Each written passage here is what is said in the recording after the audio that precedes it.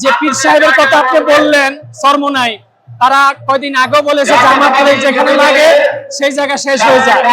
ইতিমধ্যে এই চরমোনাইর পীর তাদের কথা এবং কাজে যে মিল নাই এটা জাতির কাছে তারা প্রমাণ করেছে।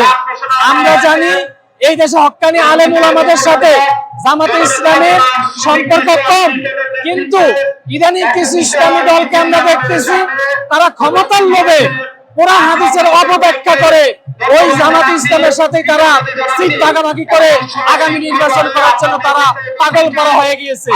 আমি বলবো আপনারা নিজেদের সক্রিয়তা বজায় রেখে এই দেশে রাজনীতি করেন, ইনশাল্লাহ আল্লাহ যদি আপনাদেরকে সুযোগ দেয় আপনারা ক্ষমতা যাবেন।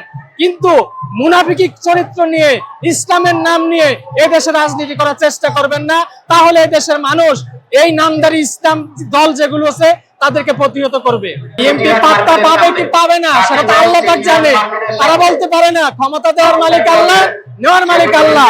কিন্তু আমরা জানি বাংলাদেশের স্বাধীনতার যুদ্ধ থেকে নিয়ে আজ পর্যন্ত বিএনপি এবং এই খালেদা জিয়া, তারেক রহমান, জিয়াউর রহমান এই পরিবারের যে অবদান, এই অবদানকে দেশের মানুষ কখনো ভুলবে না ইনশাআল্লাহ। নারী নেতৃত্ব বলতে যখন যোগ্য কোন পুরুষ নেতৃত্ব না থাকবে তাহলে কি দেশ চলবে না?